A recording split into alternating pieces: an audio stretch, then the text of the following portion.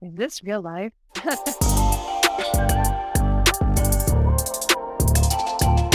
Welcome to Ride On, episode 11. I'm James Gross, and I'm joined by my co-host, Julia Thane.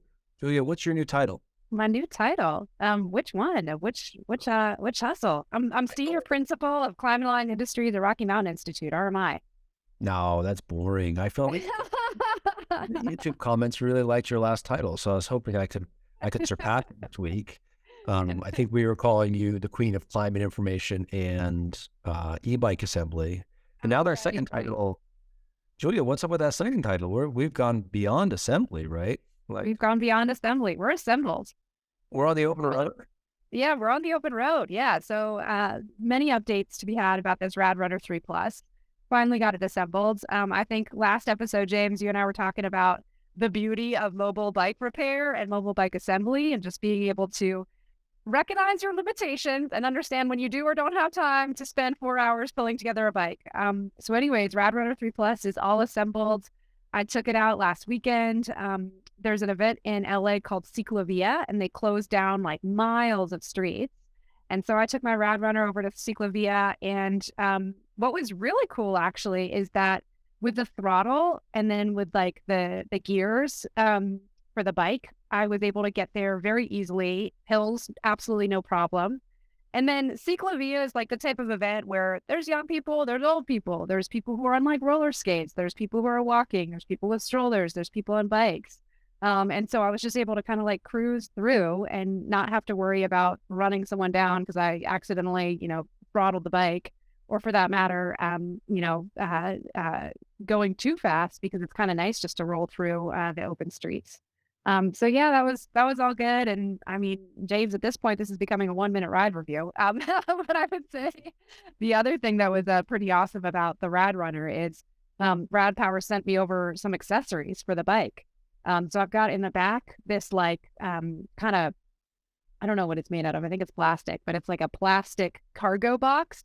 And that thing fit snacks, it fit clothes. I put like some shoes in there.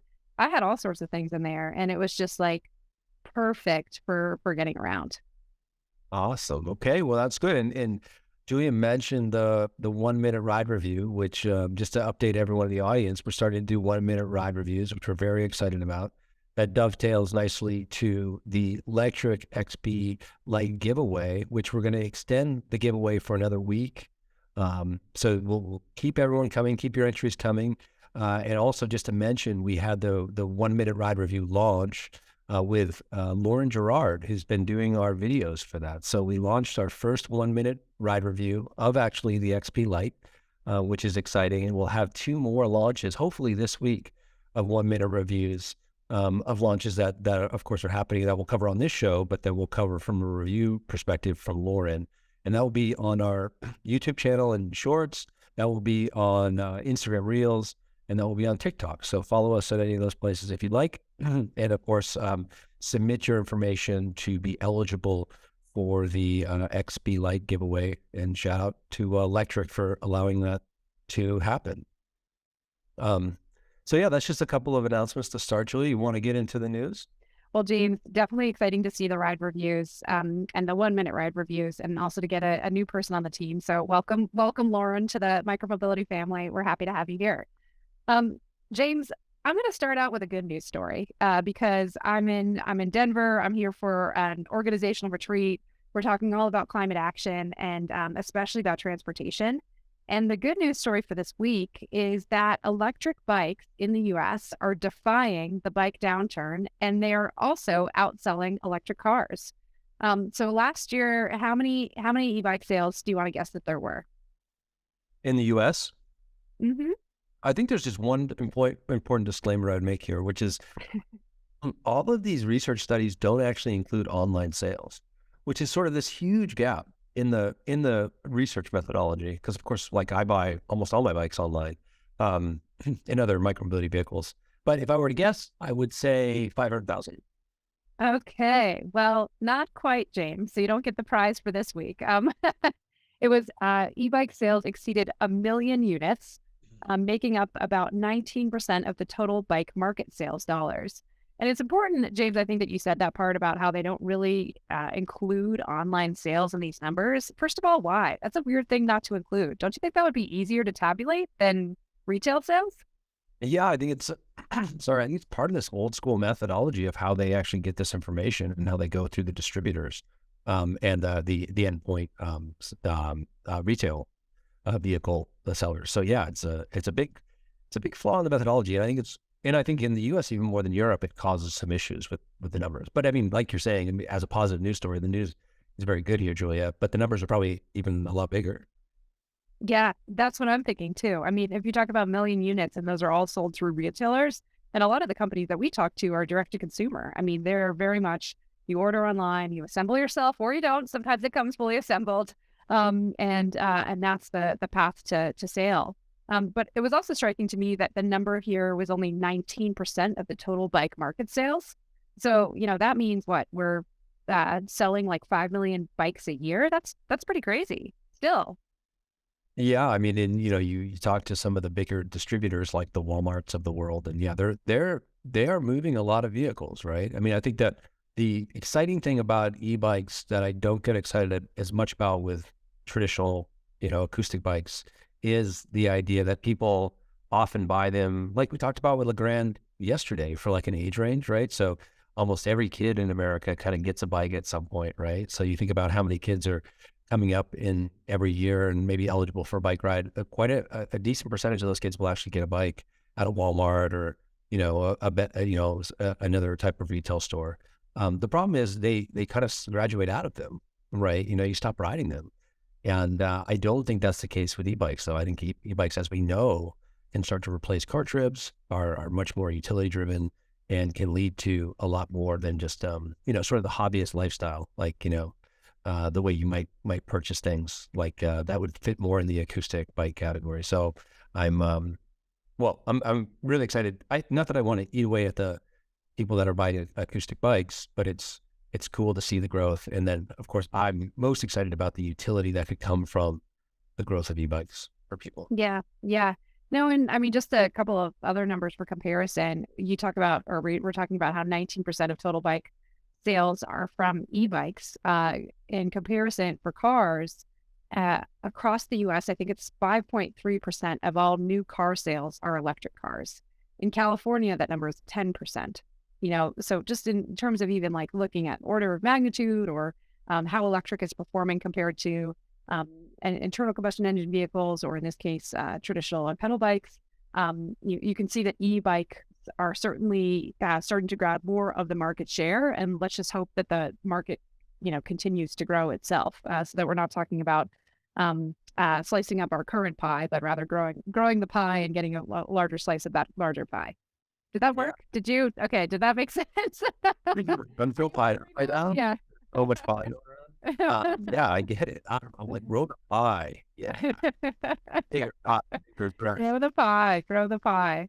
Julia, do you know how many electric car sales there were in the US last year by chance?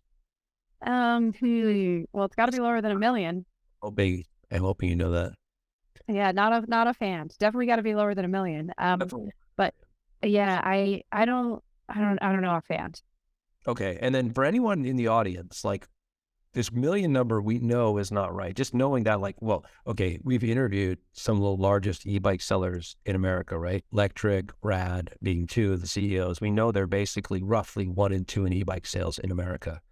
They sell very few e-bikes through traditional channels, right? It's almost all via DTC. So like they're just like not counted in this number, right? So the number is a lot bigger than that. And of course we are already, kicking the butt of electric cars. Yeah. Yeah. And to your point too, James, about how electric bikes are car replacers. I mean, I'm even finding that with this RadRunner 3 Plus. So one of the cool things in getting all of these accessories is if you put them all onto the bike, I mean, essentially you have a car. Like you have enough cargo space where you can carry a bunch of stuff. You could carry another person if you wanted. I don't have a pet, but there's a pet pop-up. Like there's just all these things that like once you start really assembling an e-bike, it's not quite the same footprint as a car. It's a little bit smaller, but it starts to resemble a car in terms of functionality. So I think really interesting. I'm excited to see this number grow, but I'm also excited for like the method, just to get a little dorky about it, the methodology to change so that they start actually counting some of these online sales. Because otherwise, I think we're doing the market a disservice and not really showing what the full impact of e-bike sales is.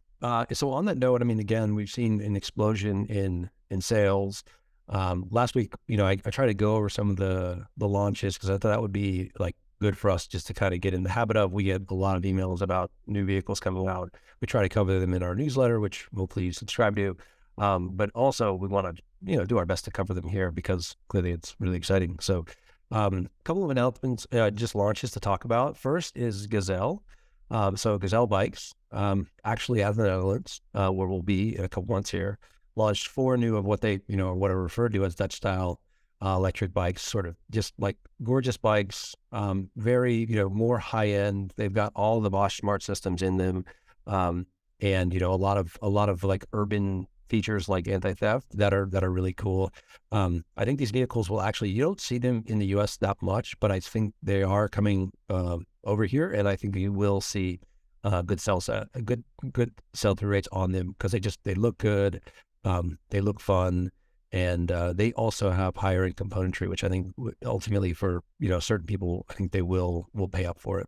The next announcement was with Lectric, who launched actually a pair of new e-bikes. Again, kind of the theme for the entire day today actually with launches is more of an urban themed bike. So here again, it's more of an urban themed bike, fairly lightweight.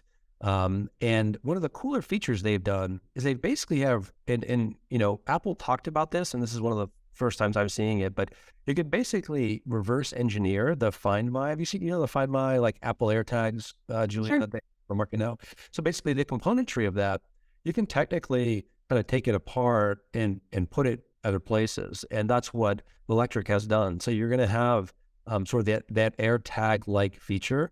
And it works, of course, with the Find My technology from Apple, actually in the vehicle. So you don't have to put a tag on. You don't have to worry about a battery, needing to replace a battery or anything.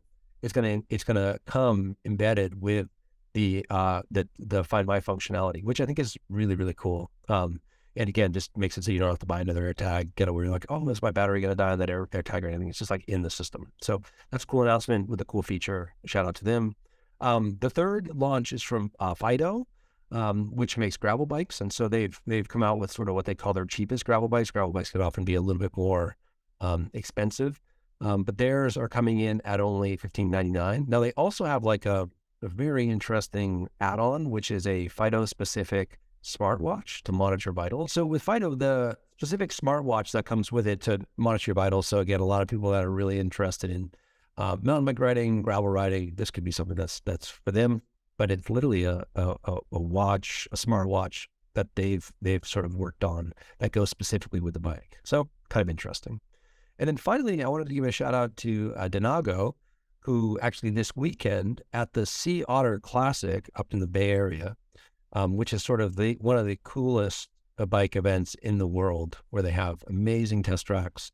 And really it's when a lot of the mountain bike brands really release their new gear. Denago's announced 2 of their new electric editions. And they're coming, what I like about this Denago announcement is they're actually using a lot of the defying motor systems, which, we'll see them in Amsterdam. And I did think it's good in general to have a competitor to Bosch. Bosch has a lot of the market, and I think that dictates a lot of the market. And so it's nice to see more great vehicle companies like Denago using Bafang components. So they've announced their EXC1 and EXC2. Those prices range from about $2,700 to $3,200. And then they have options to upgrade to bigger motors as well.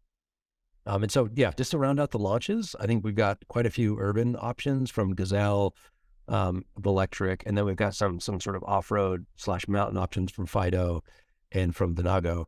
And then again, just like seeing how software, I think, and so much technology is actually being embedded in these vehicles, and it's moving so quickly.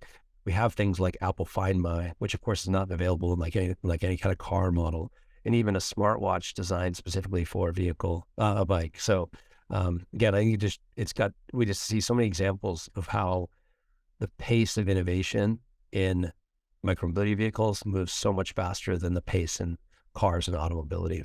And yeah. Yeah. Any thoughts for you there? Yeah, I mean, well, first of all, it's always really cool just to have so many announcements of new bikes at the show every single week. The thing that really strikes me or sticks out to me is all of the anti-theft protection. I mean, you talked about with Gazelle Bikes that they have GPS tracking through the Bosch Smart System. They've got Dutch-style wheel locks for anti-theft protection. The Lectric, you were saying, has Apple Find My. Like, that's pretty cool that the companies themselves, are thinking about how do you integrate anti-theft protection into the bike itself? Because I think we've all been doing these like workarounds and, getting separate insurance or getting, an Apple tag or whatever, just like in order to, try to keep track of your bike and make sure it doesn't get stolen.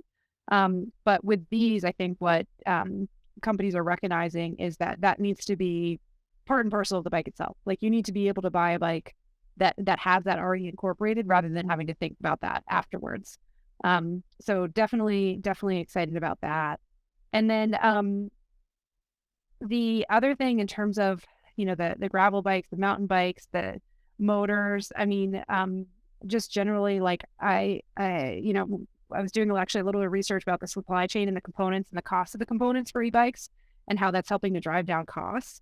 And I'd love to continue seeing that where these components are just getting better, they're getting lighter, they're getting easier to integrate onto the e-bike itself. And so the companies are able to drop down costs for consumers. And I think there you're going to start to see the market widen, more people be able to afford these bikes, and therefore, just kind of these market numbers continue to climb. So, yeah, I mean, I also can't wait to try out or see some of these bikes too. Are any of these companies coming to Amsterdam, James?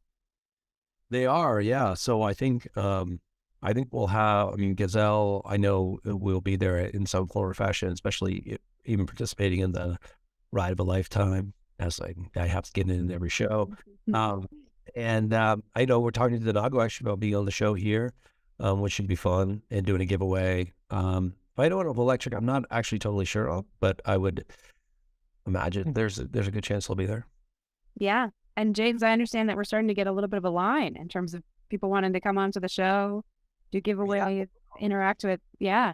I think with spring and everything, there's a lot of announcements coming, and so I think the show is, I think we're trying to balance the show, right? Trying to have people from, of course, like CEOs of vehicle companies, but also trying to talk about some of the issues around infrastructure and safety. And so we're trying to have, and hopefully today you'll see with our guest some nice balance between both things that might matter to all different types of people, whether it's, of course, people wanting to buy just a vehicle, or it's like, with our guest today, coming from Whizz vehicles, they make vehicles specifically for delivery workers, and some of the changes coming there with, the policy changing in cities like New York City.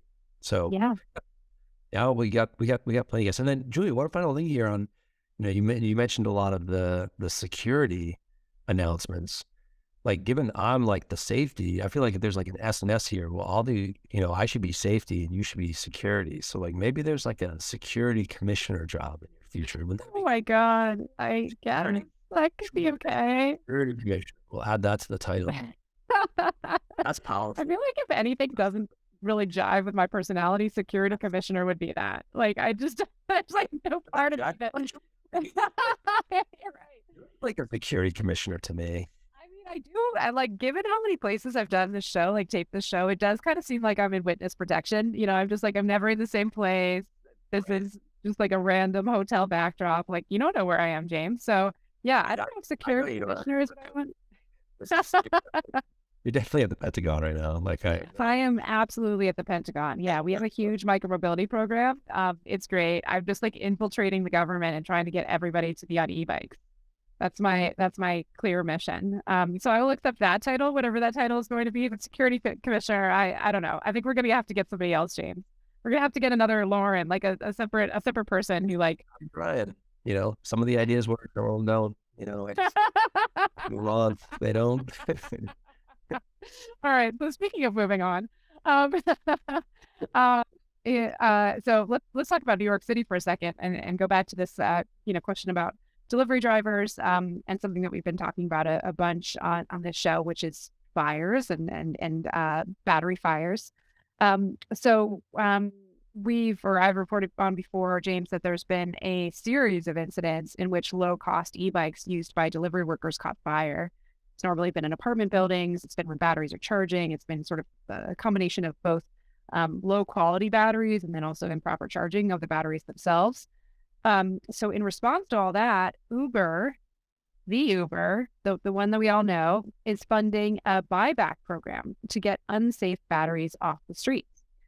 So they have partnered with an e-bike company called Zumo, and then the nonprofit Equitable Commute Project. What will happen is that couriers will be able to trade in their old e-bikes for credit towards a new one. And I think the credit is $200, which is okay. Like, that's pretty good. $200. It could be better. It could be better. I mean, like, I appreciate the effort here, Uber, but maybe $200, like, not quite.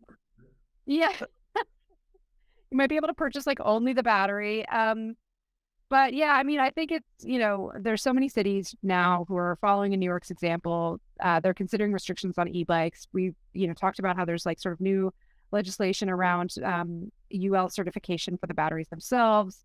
I do think this is Uber's way of opening the gates towards making sure that deliveries keep flowing, towards offering an olive branch to the riders and the delivery drivers who are using e-bikes. But I don't know. What do you think, James? Like, is this a model that's going to work? Is $200 enough?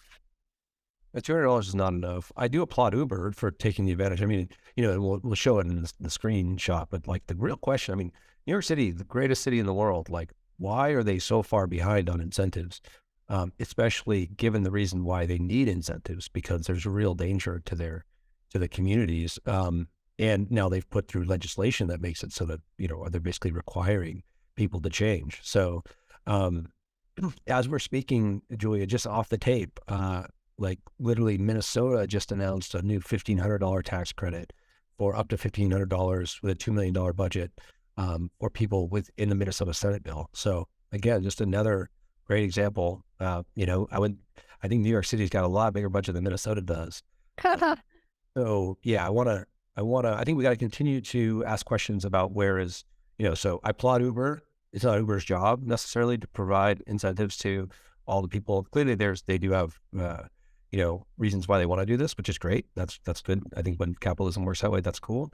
But yeah, I would love to see, if regulation's coming down as it is, we'd see more incentives. So, it's going to be fun to ask Senya when she comes on today about what she thinks of this. And clearly, Senya's company Whizz is not involved in this program like Zumo is, which would be another company that works with e-bikes for delivery workers. But yeah, my opinion here, Julia, is not enough is being done fast enough based on how fast the regulation's moving.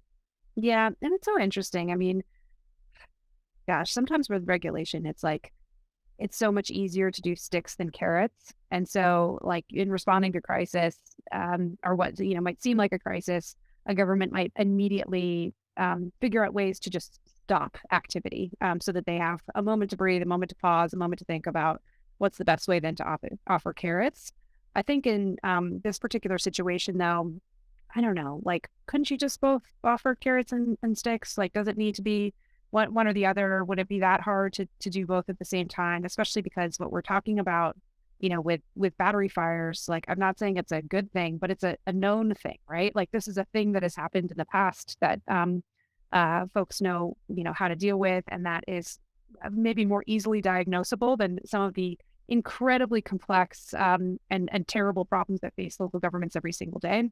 So anyways, I actually don't really want to create a lot of excuses for New York City government in this case. Like, I think they could and should be doing better.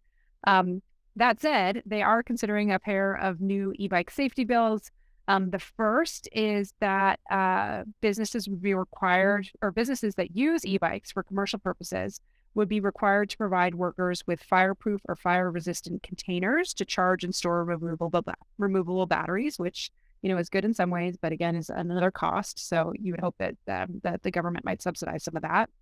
And the second is a bill to create a program that would provide reduced or no cost lithium-ion batteries. So I don't know. carrot and stick. I guess both of those like kind of work in tandem with each other. But it's very clear that, battery safeties, battery design, battery education and use, like those are the things that really need to evolve right now in the industry. Otherwise, we're going to keep getting legislation that basically just shuts down e-bike use rather than promotes it. Yeah, yeah, good point on those bills, Julia. Like I ultimately, it seems like the first bill is basically creating incentive by taxing the broader company, which is an interesting model, right? Like, okay, just make the company, which maybe is like sort of what Uber is getting out ahead of, right? So like, Yeah. let's get ahead of this legislation. Let's try to offer some things, maybe more feel good, better press if we do it this way. And then the second one, establishing a no-cost lithium-ion battery. I mean, I think we just need to understand that more, but that sounds maybe like a subsidy. But yeah, we'll have to, I guess we'll have to see, and we'll have to ask, I mean, this is very relevant to our guest this week. Senya is going to be all over these topics because clearly there's financial incentives and motivations for her company to really, really get this right in New York with legislators and with delivery workers. Maybe trying to go with one more topic before Senya comes on. Julia, another feel-good topic this week, which is nice. And something I've like, this like so confirms my biases. So if there's like no topic I like more than when my biases can be confirmed. But there's a new study out of Germany which suggests that electric bikes can significantly reduce the risk of heart disease and cancer among older adults. So the study involved 10,000 adults with an average age of 60, and they were tracked over a 4-year period using electric bikes. It found that riding an electric bike can drop their risk of a heart attack by 40%. It said riding an electric bike 7 to 9 miles a day, which is not crazy. It's like basically a trip, 2 trips, 3 trips, can contribute to reducing cholesterol levels, lowering the risk of fatty liver, dementia, Alzheimer's, and reducing the risk of cancer. And as well, riding those bike among those participants reduced their risk of obesity by 50%, basically. Why is this? Why do I love this study? Well, one, it's the common trope of like, oh, you're cheating by riding an electric bike, not a regular bike, which is just the silliest thing I've ever heard, but that's fine if that's what you want to say to someone. But it's also just the idea that people over 60, at least in my experience, don't really ride their bikes that much. So this is so additive in terms of actually getting people on, where you do see a lot of people over 60 riding e-bikes. And then the additional idea that riding e-bikes, so you're taking people ideally out of car trips, putting on e-bikes. And not only are you doing that, but you're also potentially really helping them in their health. So this is a great study. It's been talked about quite a bit this week. I'm very excited for this to get more syndication, kind of put down the idea that, that e-bikes somehow aren't good for you, or e-bikes aren't good for your health, or you're cheating.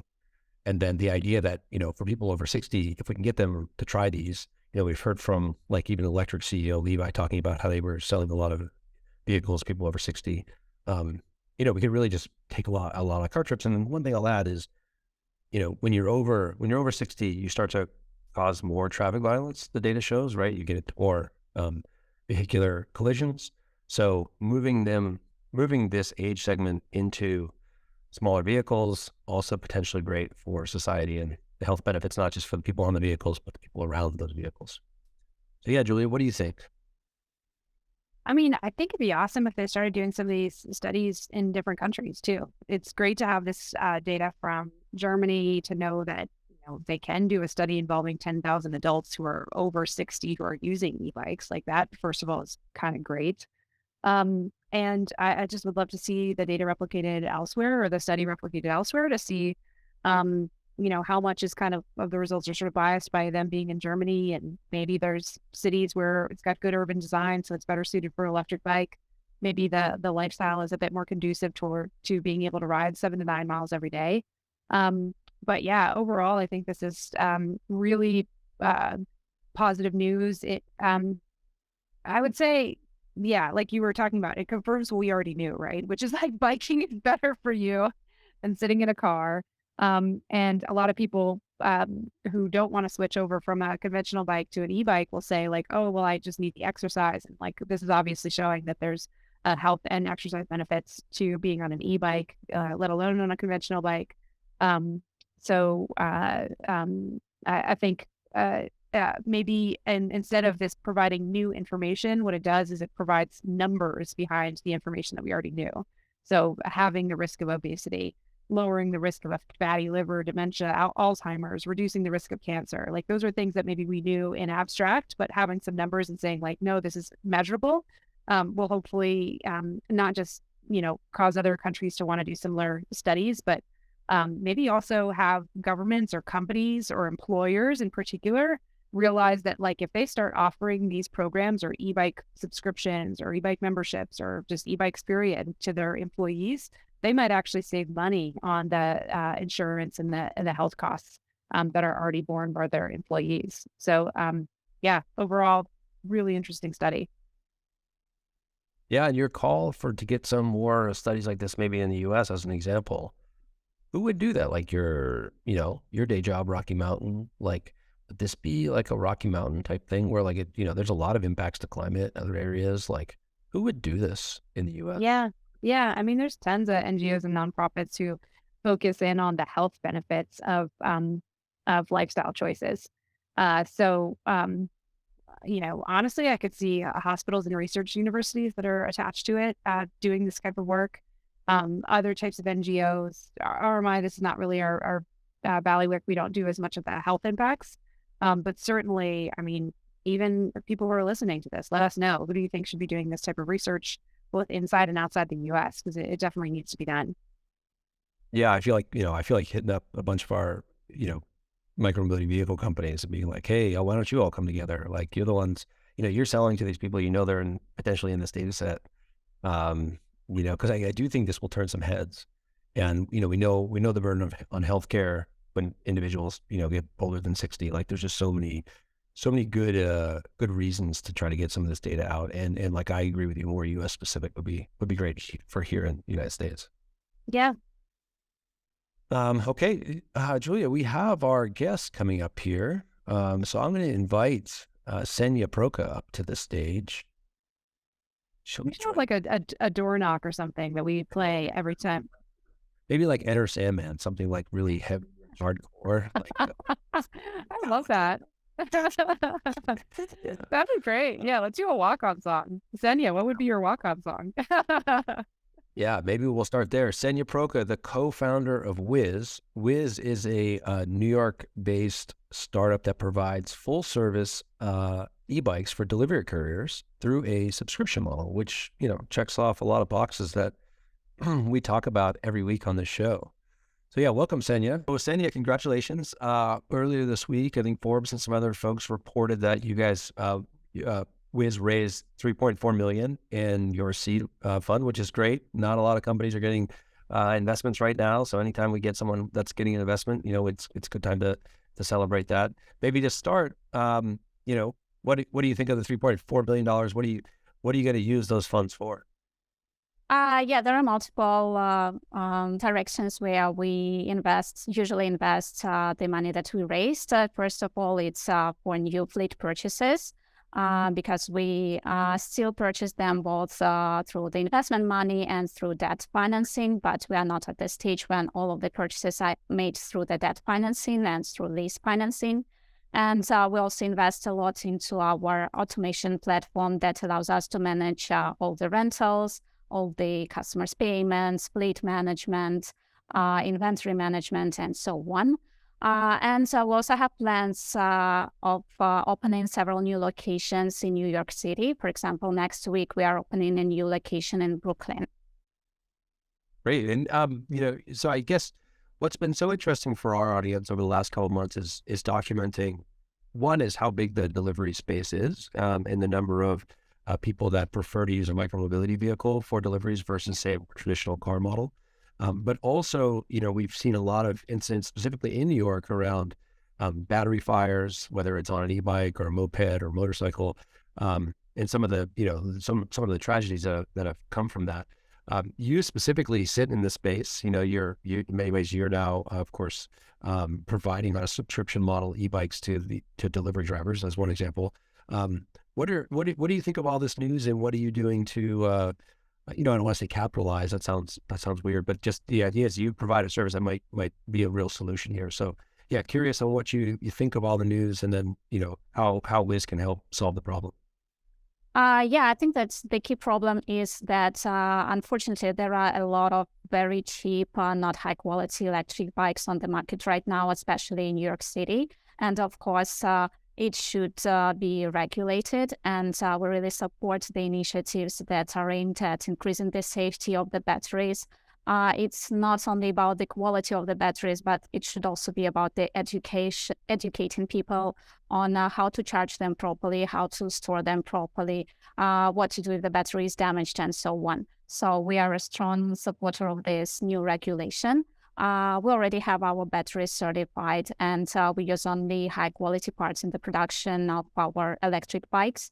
But I also think that it is going to be a bit painful or very painful for delivery drivers who have already purchased the electric bikes that cannot be certified, who are used to those bikes. And unfortunately, this regulation does not solve the problem with the bikes that have already been solved.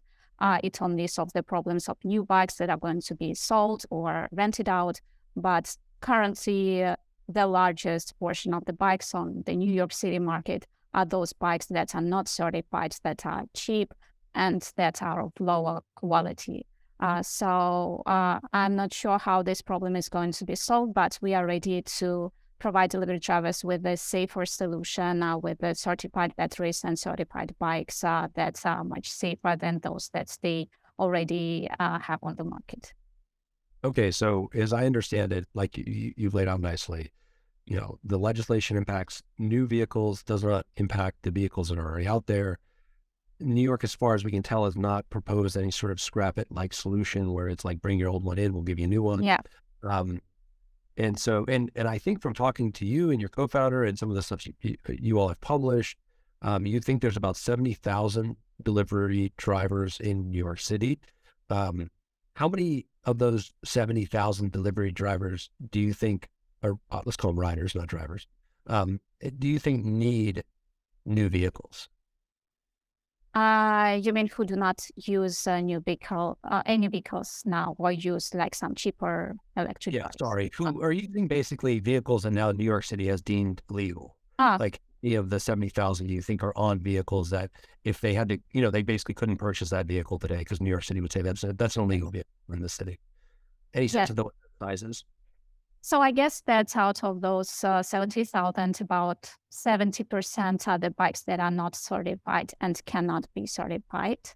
So it's the models like Aero, for example, that have become really popular just because they were the first who were in the market.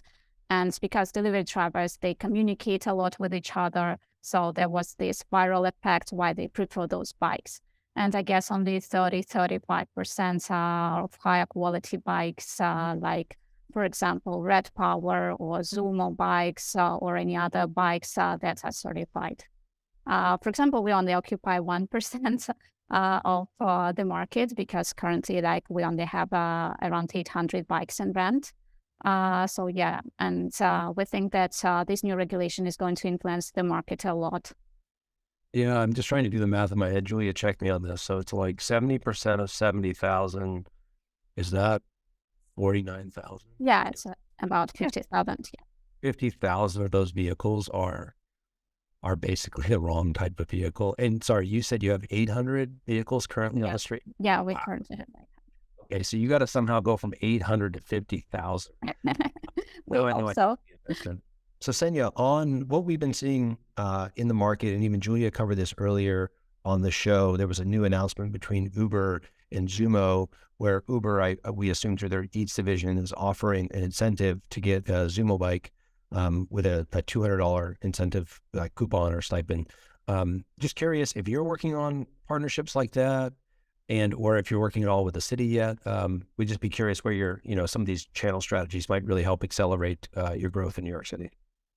Yes, we are sure working in that direction, but we are new to the market, so it's some work that needs to be done yet. We support different initiatives where we would like to participate, different pilot projects, including like the discussions about the charging stations, for example, and we have a dialogue with the New York City authorities, with the Department of Transportation, and so on. We are not part of any of these initiatives yet, but we are discussing these opportunities that we could participate in, and we would be really happy to be part of this process to make the market safer for delivery drivers to meet their needs. Because it's not only about the regulation of batteries and electric bikes, it's also about the charging problems that delivery drivers currently have. So there is a lot of space where we would like to participate. And yeah, we are working in this direction. And actually, the Uber initiative sounds really great. Unfortunately, we do not participate in it, but I guess it's something that delivery drivers really need. Those who use those bikes of low quality that are not certified. Jewel, anything on your end? Yeah, I mean, a bunch of questions. And Senya, it's awesome to have you on the show. Maybe my first question is actually a departure from the other ones, and that is, how did you get the inspiration for the company? So actually, in the past, I also had a company in the mobility sector, which I sold last year.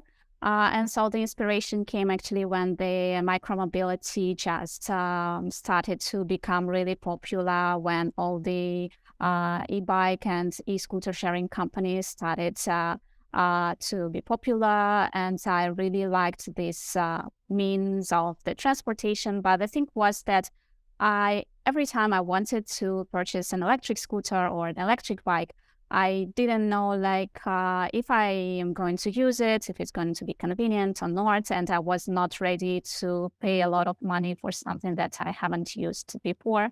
So that's how the subscription-based model came to my and my partner's mind.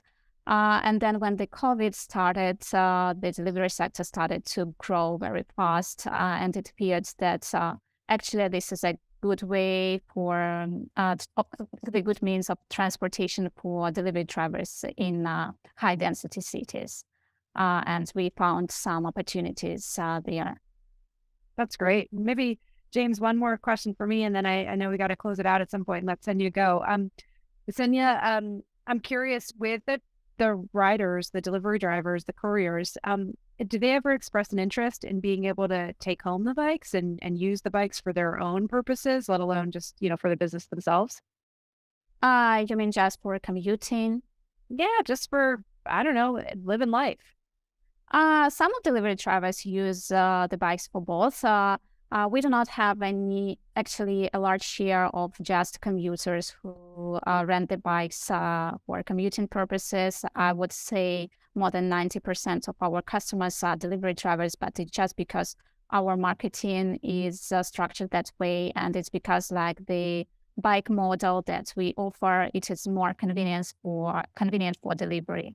For commuting purposes, probably some things are not that important, like the very long-lasting battery, and customers would prefer to have some simpler model, which is more lightweighted. And so we are more targeted on delivery drivers. That's why our marketing campaigns are targeted for those customers. Yeah, very interesting. Senya, have you done any work on so we mentioned 70,000 delivery riders in New York. Do you have a sense of how big the global delivery rider market is? Actually, because we never had plans to go abroad, so we are pretty much focused on the United States market. We never sized the global market. I guess that the European market, as it seems to me, is a bit larger than the United States market because it's more mature, and people are more used to this means of transportation. So it's appeared long ago, people like biking, and the competition is much tougher there. And of course, the Asian market, like Chinese market and other Asian countries, they are pretty much used to this means of transportation using bikes. So I believe that this market is much larger than the United States. But the United States is one of the fastest growing markets nowadays, I guess, because the electric bikes are becoming extremely popular, and this trend started not so far ago. So I guess that the US is one of the fastest growing, but Asian and European markets, they are larger and more mature. And then on your expansion plans, maybe with the funding, like, so for instance, we know one of our partners, we talked to a lot, is Swap Beats. We showed them on the show a couple weeks ago. They've just announced, we covered in our newsletter, their first fast charging heavy duty e-bike for delivery. Do you see yourselves like partnering with folks like that potentially? Or would you just go into the European market as Whizz and work directly with your brand in markets like Europe? Yeah, the thing is that we are not actually looking to the European market at all at the moment. So our strategy is to focus on New York City. And we actually is the company that is not about bliss scaling. So we grow fast, like 15-20% each month. But we think it's better to excel all our business processes on one market and be very cost efficient here in order not to sacrifice the quality of our service. And when we excel on this market, then we are going to expand to other cities in the United States. So for this year, we plan to focus only on New York City and expand here. And when we become the number one choice for delivery drivers, then we will replicate this model. But we are really conscious about being not only a good company, a good choice for delivery drivers, but being a profitable company, first of all.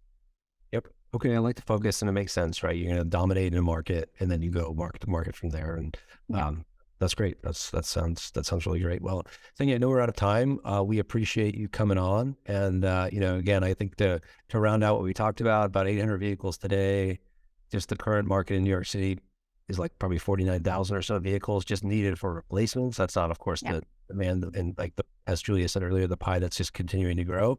So yeah, it seems like you have a tremendous opportunity ahead of you, and we wish you the best of luck. Thank you so much, and thank you for inviting me. Absolutely. Have a good day. Yeah, have a good day too. Bye-bye.